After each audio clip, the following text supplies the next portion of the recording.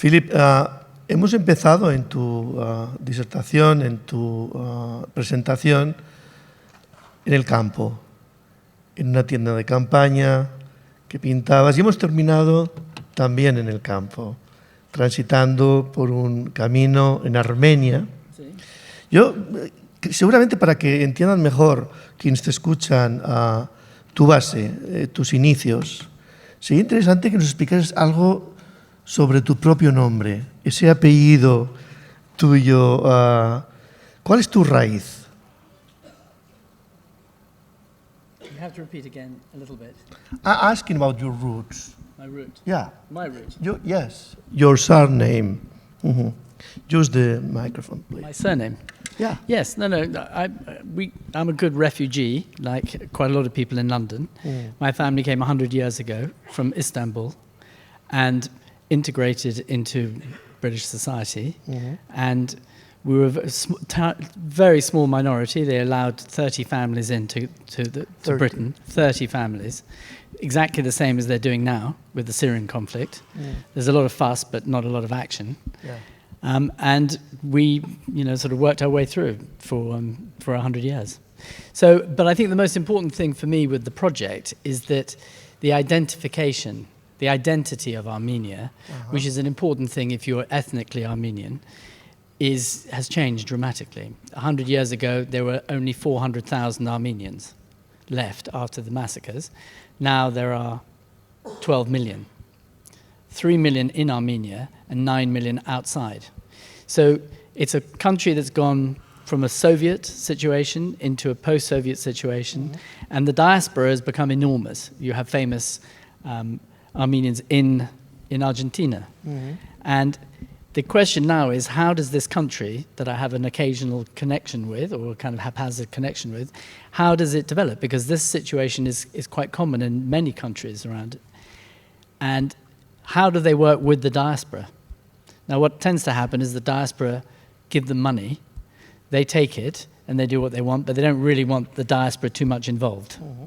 So there's a kind of, there's a tension between them. But the issue is that the country is moving in a particular way. They've had another soft revolution. It's very interesting. The question is, will it go commercialized like everybody else, or could something different happen?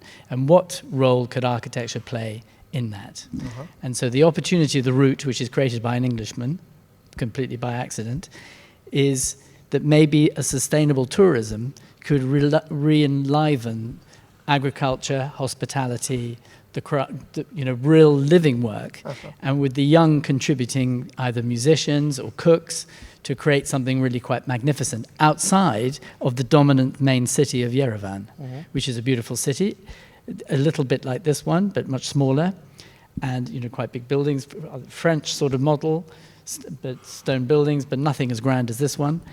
And outside that, what's happening to the country? And we're seeing so many places where the mountain people are just disappearing, the culture is disappearing, and everything's in the city, and that's dominated by international affairs. De alguna manera, Philippe nos está contando, en realidad, de qué modo la cultura occidental aparece en un lugar, ¿no?, en el que se establecen sus raíces. Quizá hoy nos interesa ese intercambio, evidentemente, pero sobre todo el tránsito contrario. De qué manera tus raíces, lo que constituye la identidad de tu familia, de la situación previa a ti, influye lo que tú acabas haciendo, esta arquitectura que propones. Pero te propongo localizarlo de una manera muy concreta, en un punto de encuentro. Y esta es una pregunta que es compartida con todos. Tú originalmente no naciste arquitecto, nadie nace arquitecto. Es una decisión o es una circunstancia que en algunas personas acaba dándose. Pero seguramente hay un momento en el que, independientemente de cómo llegas, tú empiezas a sentirte arquitecto. Y a lo mejor ese momento no es ni previo a los estudios, ni en el momento de una obra, ese momento mágico en el que tú percibes que actuar como arquitecto es algo que tiene que ver contigo. ¿Lo tienes localizado? ¿Lo recuerdas? ¿Sabes cuándo ese momento cero te ocurre? Well, I think I'd been studying history of art and economics in a building that was designed by Norman Foster. It had just been opened by Norman Foster, just after the Pompidou Centre was open, that I'd visited. I'd never thought of architecture because I didn't understand what architecture was. It was just the city was buildings, and nobody really knew how they came about and they were there. It's very strong, but they couldn't change them. It was kind of that, and somebody did it. And actually, through a fantastic course with William Curtis, I began to be a bit interested in it, and actually experiencing the campus of the university, which was done by a famous British architect, brutalist architect, Dennis Lasdon, that slowly became. But it was really the Pompidou Centre where I saw the transformative power of architecture, the ability of architecture to really get out there, to be a physical, non-arguable, important element that could change things. So that was, for me, the most important. Then, of course, the big hesitation was in the move to being from an academic into a creative role, which, in a sense, for me, the watershed was sitting in that little tent in the middle of nowhere, freezing cold. I think I had flu, and then having to paint or having to do something. And just releasing that connection to allow yourself to do things. That's a sort of psychological condition, but that's perhaps what you were looking for. Yeah, well, as you feel it necessary. So, si hablamos efectivamente de lo que te va constituyendo, ¿no?, como sujeto que afecta a la realidad o que la explora y la transforma, son palabras que has utilizado sistemáticamente en tu charla, ¿no?, en tu presentación, esta idea de la transformación. En tu trabajo, y más viniendo desde la historia como elemento de reflexión, para ti, disponer de un marco teórico, disponer de unos fundamentos que defiendes, ¿es algo importante o es algo también en transformación? Is theory important? Is it for me? Yes. Well,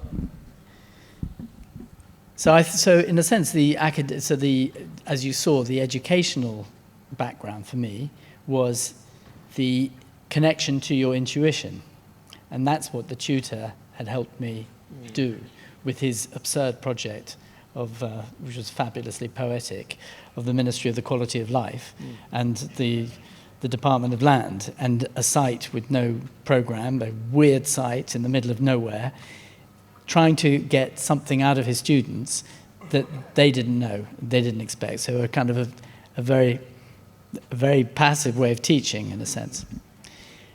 For me, I think that the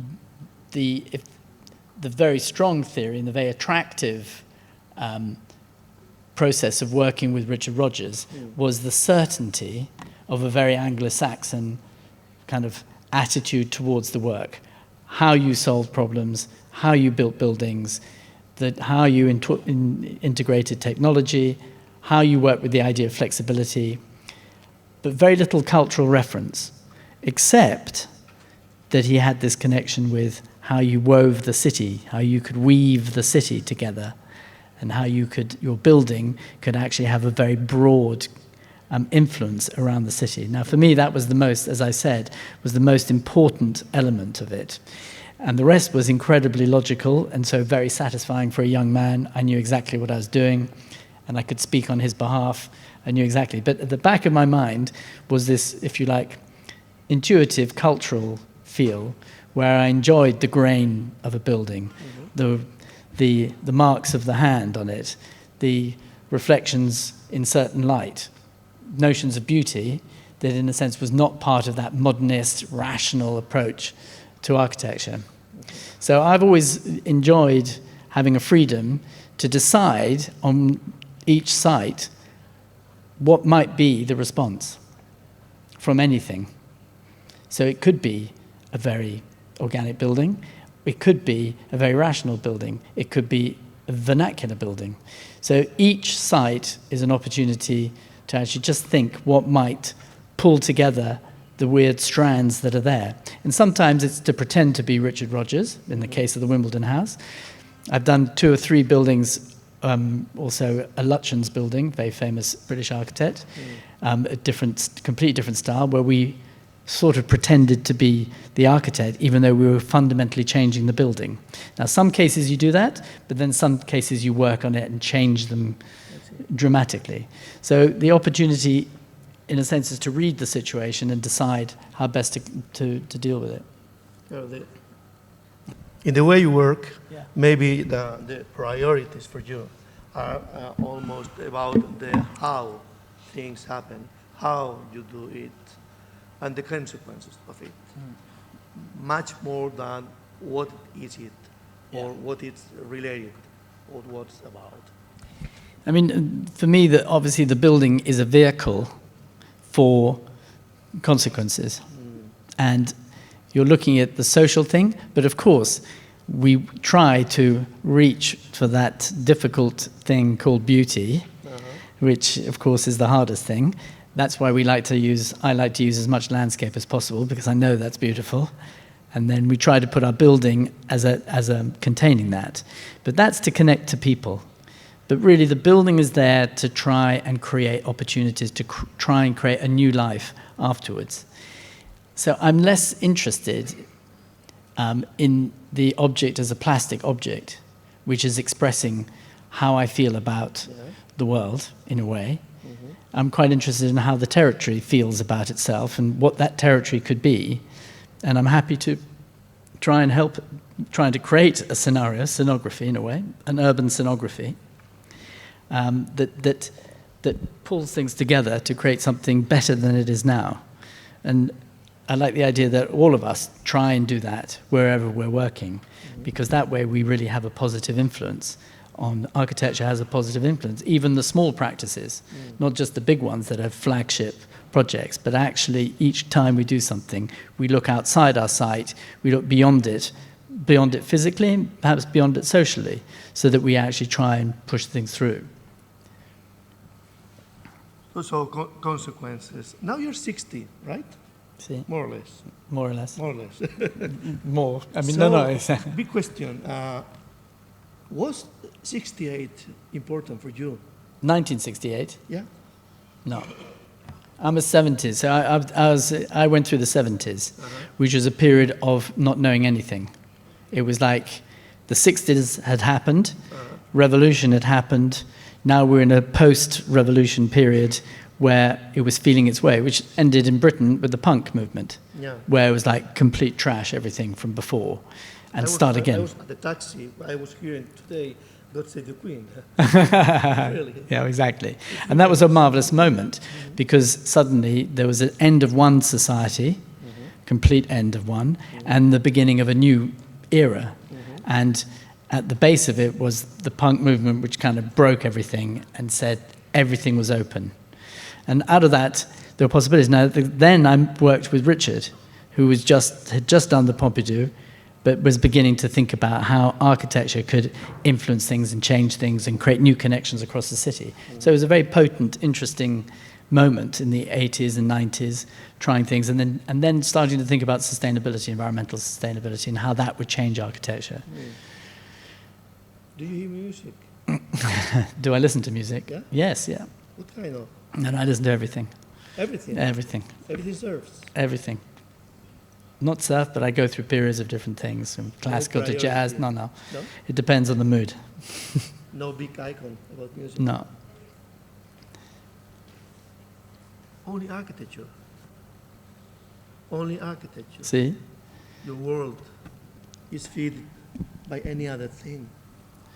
No, for me, the architecture it's not something necessary. It's not the life. It's everything else. It's the family. It's the teatro. It's the politics. It's everything else. Architecture is what I do, and it's not 24/7, but it is. No, she's telling me. Yeah. Okay. Yeah. No. So, yes, it is everything, but actually, it's not in the way that a lot of architects are 24/7. I mean, my friend Shigeru is 24/7 an architecture, and that's a way.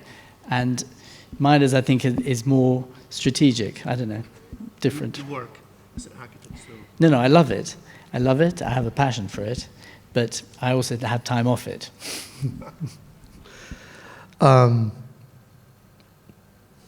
Anyway, you don't want to talk about music or these other things, but I am sure you can say that it has an influence on you. Yes, I mean, when I did the tent project, I was listening to fantastic African music from Centrafrique. And that was the sound of people hitting music instruments from the wilderness. And of course, that totally inspired the project. So that was another element to it, of course. So when I think of there was a French series of African music, and the cover of it was hand marks, and it was this incredible sound of people chanting with these hollow musical instruments. So yes, it's a very powerful thing. And yes, but I don't necessarily identify it, although that was a very, very important one. I see. Now, let's go to the how do you work, the processes. Yes. Plan. So do you prepare the conditions when you are starting a new design, a new project with your people? How do you prepare the conditions for that to be worked about? So I think, like everybody, the most important thing is to look at the site. Look at the site. But not spend too much time on the site. And this I learned from Richard as well, because every time we used to go and visit a site in France or this, that, the other, we'd visit the site. I'd be wanting to take endless pictures and this, that, the other, and he'd go, no, it's time to go and have lunch. And then we'd go off somewhere and discover this incredible lunch, sit in a bistro, kind of get a feeling of the people, then go and visit something else, and this, that, the other, completely forget the site. But to get the cultural context and begin to understand the city before you start working on the project itself. So for me, that is what I like doing. So you look at the site, but actually you need to get the culture of it. You need to go round, you need to find out, you need to go into shops, you need to talk to people. Nothing to do with the site at all. And then eventually you have to believe that through that process you begin to start thinking and looking, obviously, at the buildings, the vernacular, the type of buildings that are there, what could be interesting there, what might be missing perhaps, but not too rational. And then through that process, starting always with a big model of the site, of the buildings around, of where you can see it from, and then starting to work up the site in terms of its influence on everything else before you start, or simultaneously thinking about the program and how you might want to resolve it, but actually tuning that entirely to the site. So as you say, time for you is important. You need time, Yes. I guess. Yes. So you enter in a slow mood, I guess. Yes. Also when you are beginning, not too quick. No. Very important Way not of to be doing, quick. not to be quick. No. No. No. So I was wondering about how you, when you have some guests at home, dinner, supper, no? You prepare the table, no? You imagine how it will be. This is what I was asking about, how you prepare the ritual of working with your people, if you do that. I think that if there is a connection there, how we do dinner, we prepare a few things and then it's chaos, but it's chaos. It's the people watching. I try to do something, my wife tries to do something, we all try to do something, we all sit down and we eat, like everybody else. It's quite Latin. I think that the process of working, your point about not too quick is incredibly important, because the minute you put something on paper, you're kind of off. So you have to, there's that Zen moment when something happens. Now, if you work sort of for yourself, it can be a different process to the process when you're working in a large practice. So at Rogers, every major decision had 6 people looking at it, with Richard listening to what everybody has to say about your work. It was awful. It was worse than university. So you put it up and everybody says rude things about it, and then eventually you have a direction that comes out of it. When you're working for yourself, you can be much more intuitive. You can kind of go, well, actually, this is what I feel for this site, so I'm going to explore that. That's a luxury, and that's a great luxury of working for yourself. So that you really work on your own process of intuition. And when you're ready, it starts formulating itself. Obviously, working with a real model maker is amazing. Yeah. So we have a model maker in the studio.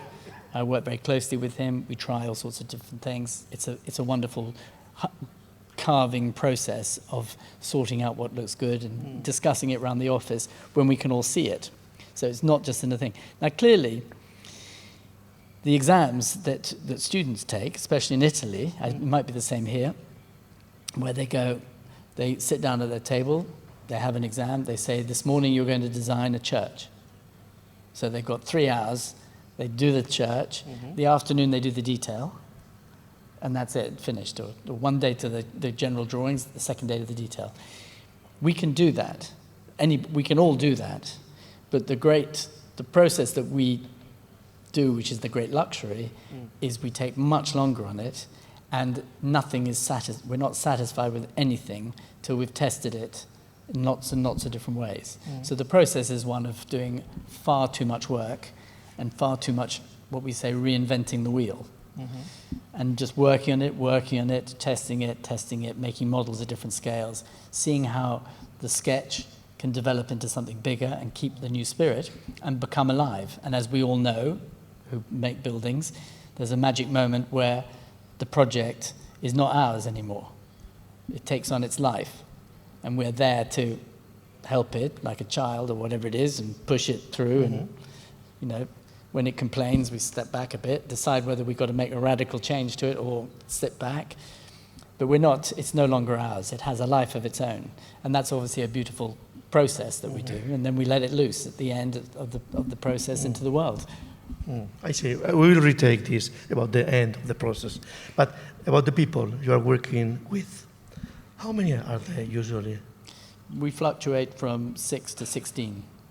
From 6 to 16? Yeah. What it depends on? Why? The size of the job. So, and the intensity of it, and how the program all works together. But the key thing is that in Britain we use external engineers, external service engineers, external landscape architects. So you're always working in a group of different people, and they're gaining knowledge from other people. So there's incredible sharing of knowledge. So the group effort is what's really fun. And you know, having collaborators that you're very close to, that bring their ideas, you can work very quickly and develop things. Michel Devine, for example, is a very good French landscape architect. I've always enjoyed working with him. Todd, I let him do his thing. I don't get involved because his work is too baroque. Yeah. Well, with Michel, we actually develop an understanding of the territory, which is a different thing. The Pompidou, we work together. We've done other projects together, which relate to that. But this is a net. This is the people working at the same level than you. Yes. But I was asking also about people that helps you. Yes. People inside your head and hands. Well, the people in my studio. I mean, they're fantastic, and we work very collaboratively. I mean, I think I make decisions based on my age, so I'm the oldest, therefore, so I can make the final decision. And I think that's the wonderful process of architecture as well. I mean, I had a very nice dinner with some young students last night, and it's that process between the old people who might have some experience and the young people who've got energy, inventiveness, but they have so many ideas, they're not quite sure which one they're going to develop. And then we come and we go, well, actually, that's quite a good one, and then that's quite a good one, and that's quite...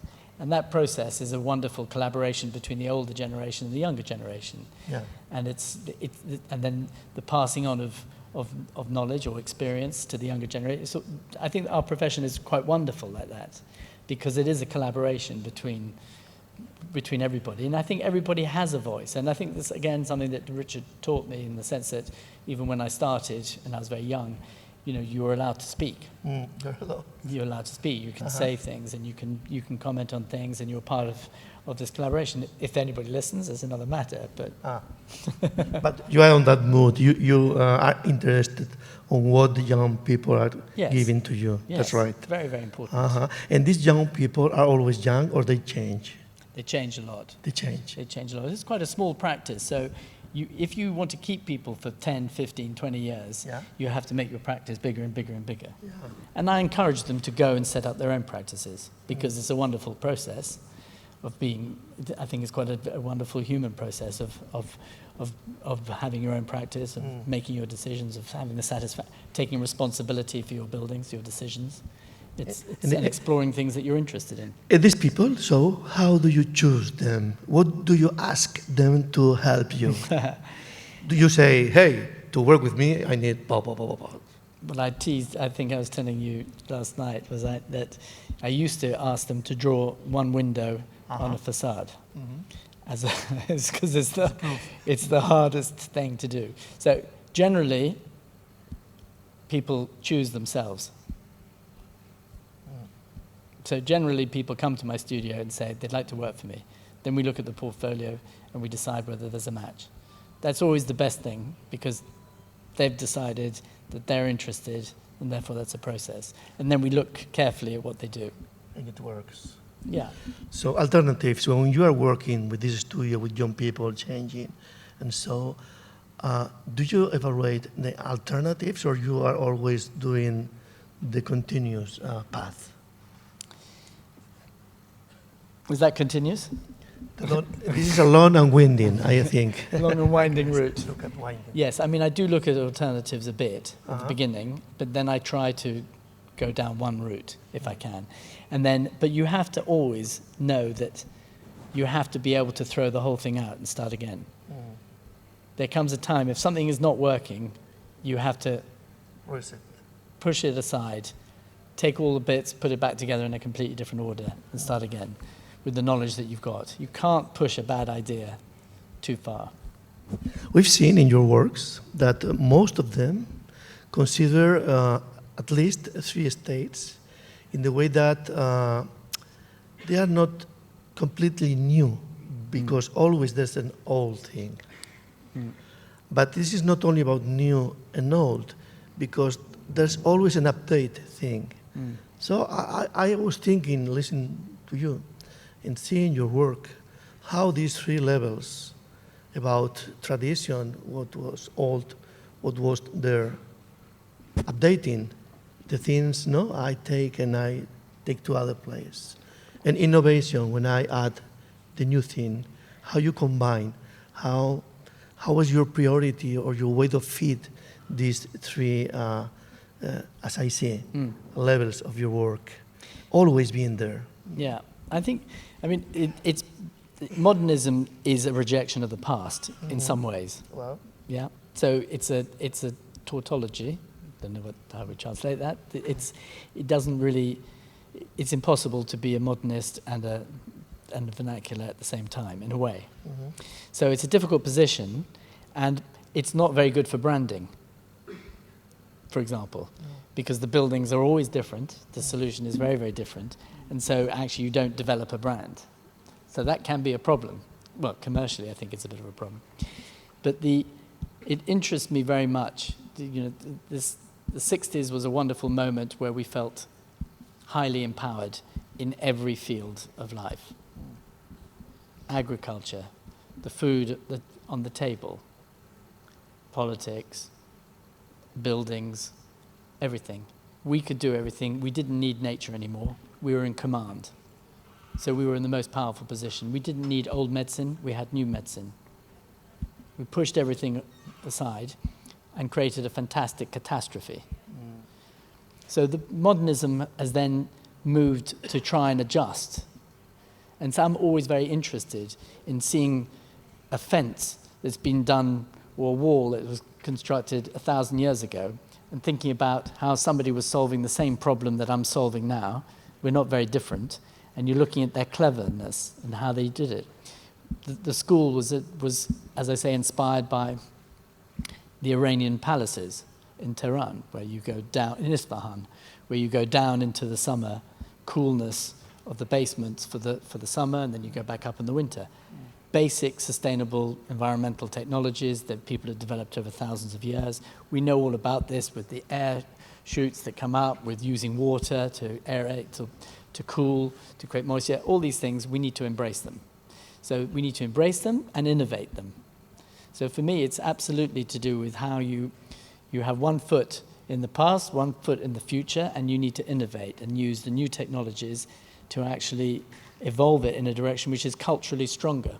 So for me, pulling some of the past along with us as we make new cities, but keeping that continuity is incredibly important. Not literally, but abstractly. And to remind people, if we let everybody build endless glass buildings in every city, I'm not sure what we get. Whether the city is still a rich cultural place or it actually is made up of components from around the commercial world. And do you feel this you are talking about now, is it an European thing? Is it also, you are now in Argentina. This is the first time in Argentina for you. Yeah. So you discovered another planet, another place, another people, another old, another new, in some way. So do you think Argentinian people share, understand, want this kind of consideration in the relation of the old thing, the past? Or do you feel seeing, for example, Buenos Aires and the architecture you have seen, that the thought, the thinking is another, the relationship between the time, the past, and the new? Well, that's a very big question. How do you respond? So with no experience at all, but first of all, I'm incredibly impressed by the city. You know, it's a beautiful European city, actually, but on a massive scale, with these fantastic avenues, very fine buildings, and then, of course, those incredibly experimental buildings in concrete, which are so free, so plastic, and so free, and so new, and so empowering for a new democracy, that it's very, very, very inspiring. Because in a way, that's not bureaucratic work. That's free, real life in those buildings. So I don't know, I can see that there's now a move to keep some of I mean, the buildings are such high quality. There's beautiful old buildings that I saw in the areas around. Absolutely incredible. There's a huge variety of different structures around. The question is, to me, it feels like a very open, democratic, Republican space, which is quite different from a European thing, which is a bit more staid, which is a bit more, you know, sort of. You feel that? Yeah, here I feel, in a way, more freedom. I don't understand the politics and this, that, the other, so I'm making, but I think it's a wonderful, but then there's a topographical issue here, because it's surrounded by vast sea and vast land, and yet it has this cultural root, which is not an indigenous cultural root. It is a cultural root that comes with the people that they've brought. So it's quite a complex arrangement, I think, in my mind. But what I see around is of great pride, incredible optimism in a country. So that's very, very positive. Now, where it goes from here is a question. I think they're now having to deal with the heritage of their architecture in a way that perhaps they weren't anticipating.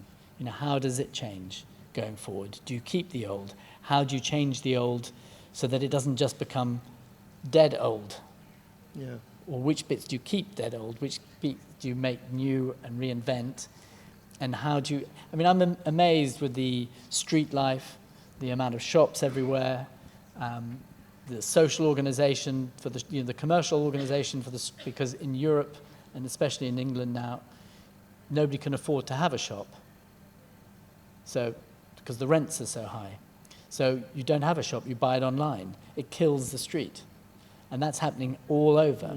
Now here, they've still got cheap rents, they must do, for the shops, and there are shops everywhere, which means people have a salary they make from their shop. They energize the street, it's amazing. So, I mean, that, you know, there's some different things. If they can keep that and not allow themselves to start speculating on property values that might kill it, it'd be very important. I see you're talking about urban culture, yes. The cities.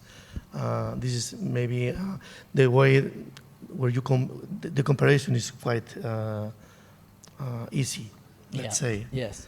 I think you miss the landscape. You have to go outside the city and to look to this other heritage. Yes. About this flat landscape. And let's see how you behave with that. Tendremos que esperar a esa reacción. en cuanto al paisaje. You are, as a Londoner, a regular day. How is it for you? How is your regular day? How is it? It's a very regular day. A very regular day is I just get up, I have breakfast with my son, Yeah. make sure he's okay, and then go to work, and then I like to work early. So in the morning early, I'm more creative. What means early?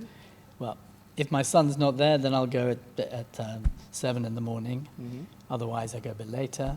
I like to sit down, get on with things, and then start working with people. So the day is involved with working with different people on different things. Mm. And that's the process. And then normally at the end of the day, when everybody wants to go home, that's the moment where we all sit down and start talking, because that's when we resolve the problem. Yeah. When we're relaxed, when we've done the work-ish, and then we can have a moment to reflect. And that's when things change. That's when the work goes further. I mean, the great joy is to work with people. Yeah. I've had fantastic collaborators, Japanese, German, they're from all over the place. Mm. That process of collaboration is amazing, absolutely amazing. And if this is the regular, Yes. which means being at home, being at your city, See, how is the great day, the opposite? being here. Being here. Yes? See, Do of you course. enjoy being here, really? But of Do course. you like to share what you think, what you do? Or it is for you something you have to do? No, I mean, it's, we work, and it's, in a way, we're very public, but of course we want to share, because there are experiences that we share with other people, and it's very important to have reaction, because we're in a business where we do something, and then that's it, and your friends say it's marvelous, and that's it. Yeah. Nobody really, there's not a lot, unless the people want to talk about it. So, no, I think sharing is very, very nice. It's a part of the profession, it's part of what we do. And I think the profession is a marvelous profession, actually. It gets you closer to reality. Yeah, and also it's so inspiring being with other people and understanding their different approaches and learning things from them. One of the best things was when I was judging the international awards for the RIBA, visiting people in different countries and talking to different architects and creating physical networks, meeting real people, seeing real buildings, not just looking in pages and talking on Skype or whatever it is, actually connecting, very important. So great is every day you touch reality, you are inside things. Fine. So let's go to the situations part, the consequences, which is where we are now. You feel, do you need a reason, or would you need a reason to come back to a work you've done yet? For example, sometimes in your head, it would be marvelous to come back to that design, or that situation, that work. Do you have in mind this? Work or building? Coming back. Work or building? Building. Building. Let's go Completed to the building. consequences yet, yes. Yeah, that's an interesting one. I would be happy to help adapt a building. The school, for example, I'd be happy to go in there. They have no money, so they're very pragmatic in how they use the spaces. And of course, an architect could actually find the problem that they're trying to deal with and resolve it in a better way. I see. So yes, I'd enjoy to do that on that. Most other buildings, people look after them very well, and then they transform them into something better. So I'm very happy. So I think all in all, the specific ones where, yes, you want to get in there and help resolve the problems that they're seeing in a continuing way.